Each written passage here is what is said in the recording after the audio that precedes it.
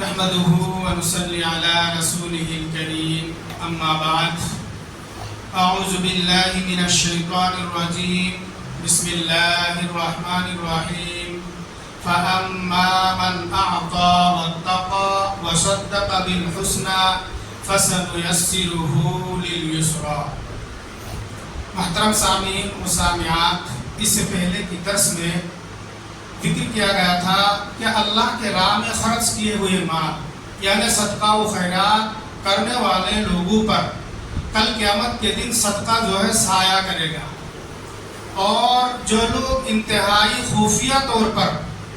بہت ہی خفیہ انداز میں صدقہ و خیرات کرتے ہیں، اللہ کے راہ میں مال خرچ کرتے ہیں، تو ان لوگوں کو اللہ سبحانہ و تعالیٰ کل قیامت کے دن اپنے عرش کے سائے کے نیچے جگہ عطا کرے گا۔ محترم سامعین، اسی طرح سے انفاق فی سبیل اللہ یعنی صدقہ و خیرات کرنے والے لوگوں کے مال میں خیر و برکت پیدا ہوتا ہے۔ اللہ تبارک و تعالیٰ ان کے لیے خیر و برکت کی دروازہ کھول دیتا ہے اور ان کی باقی تمام امور کو آسان کر دیتا ہے۔ جیسا کہ میں نے ابھی آپ حضرت کے سامنے 2 آیت کریمہ پیش کی ہے، یہ سورۃ اللیل کی آیت ہے۔ اللہ تبارک و تعالیٰ نے اس آیت کریمہ میں فرمایا فَأَمَّا مَنْ أَعْطَى، پھر جن لوگوں نے اللہ کے راہ میں خرچ کیا، وَاتَّقَى اور ڈرتے رہا، وَصَدَّقَ بِالْحُسْنَى اور نیک باتوں کی تصدیق کی، فَسَنُيَسِّرُهُ لِلْيُسْرَى یقیناً ان قریب ہم نے ان کے لیے راہ آسان کر دیں گے، آسان راہ کی توفیق عطا فرمائیں گے۔ محترم سامعین و سامعات، اللہ سبحانہ و تعالیٰ نے اس مقام پر صدقہ و خیرات کرنے والے لوگوں کے بارے میں ذکر کرتے ہوئے فرماتا ہے،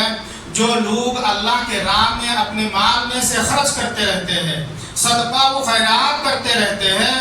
اور نافرمانی سے ڈرتے رہتے ہیں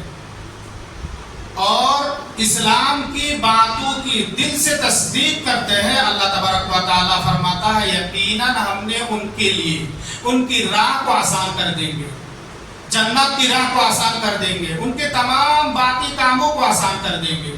یعنی اگر اللہ کے راہ میں مال خرچ کریں گے تو اللہ سبحانہ و تعالیٰ ہمارے تمام کاموں کو آسان کر دے گا اور جنت کی راہ بھی ہمارے لیے آسان کر دے گا۔ محترم سامعین و سامعات، اسی طرح سے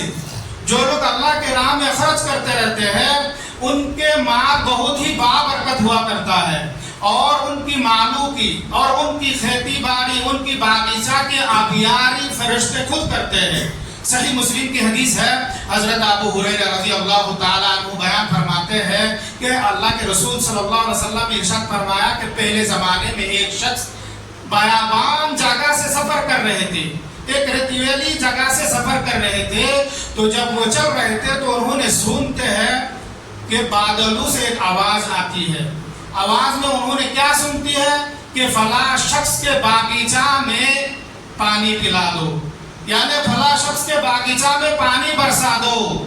تو وہ شخص جب اس آبر سے، اس بادل سے آواز سنتے ہیں، سننے کے بعد انہوں نے اوپر نظر اٹھاتی ہے تو دیکھتے ہیں کہ وہ بادل ایک طرف چلے گئے، تو وہ شخص بھی اس کے پیچھے پیچھے چلنے لگے۔ کہتے ہیں کہ وہ شخص جا کر دیکھتا ہے کہ وہ بادل جو ہے ایک پتھر والی زمین پر پانی برسایا،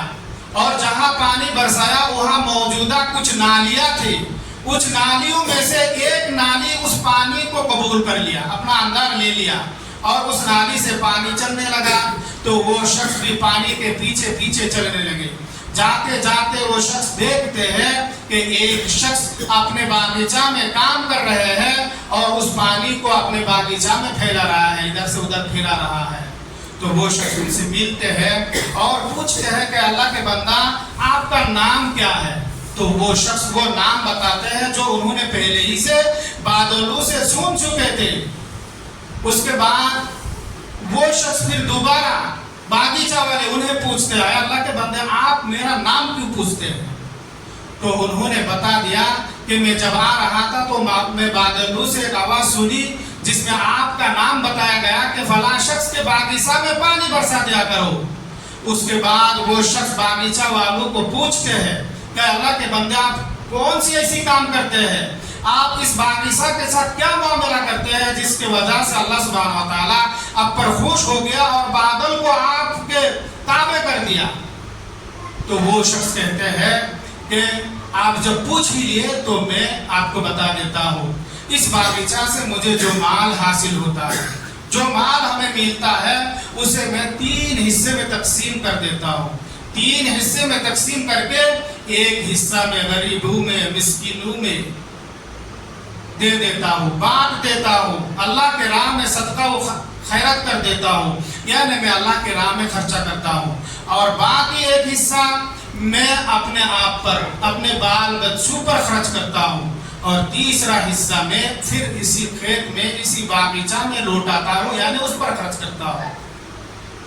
محترم سامعین و سامعات، اس واقعہ سے، اس حدیث سے ذرا غور کیجئے اور نصیحت حاصل کیجئے کہ وہ شخص صحیح طور پر مالوں کا 3 حصہ کر کے ایک حصہ اللہ کے راہ میں خرچ کرتے، ایک حصہ اپنے کے لیے رکھتے، ایک حصہ پھر اس زمین پر لوٹاتے۔ یہ صحیح خرچ کرنے پر اللہ تبارک و تعالیٰ ان پر راضی ہو گیا، خوش ہو گیا، اور بادلوں کو ان کے تابعداری کر دیا، یعنی فرشتے ان کی باغیچہ کی دیکھ بھالی کرتے ہیں اور اس پر پانی برساتا ہے۔ محترم سامعین و سامعات، آج کے اس مختصر درس سے اور آپ کو خصوصی طور پر جو بات معلوم ہوا ہے وہ یہ ہے کہ جو لوگ اللہ تعالیٰ کی راہ میں اپنے مال میں سے خرچ کرتے ہیں، نافرمانی سے ڈرتے رہتے ہیں، اسلام کی باتوں کو دل سے تصدیق کرتے رہتے ہیں، تو اللہ تبارک و تعالیٰ ان کے لیے باقی تمام کاموں کو آسان کر دیتا ہے اور اس کے لیے جنت کا راہ بھی آسان کر دیتا ہے۔ اسی طرح سے یہ بھی معلوم ہوا اپنا مال اللہ کے راہ میں صحیح طریقے سے خرچ کرنے سے اللہ تبارک و تعالیٰ ان پر راضی ہو کر کے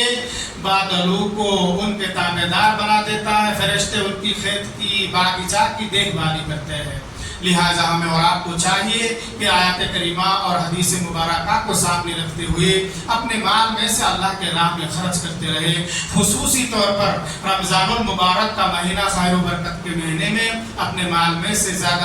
اللہ کے راہ میں خرچ کرتے رہے۔ اللہ سبحانہ و تعالیٰ سے دعا ہے کہ اللہ ہم تمام کو ہمارے مال میں سے اللہ کے راہ میں خرچ کرنے کی توفیق عطا فرمائے۔ اللہم آمین یا رب العالمین۔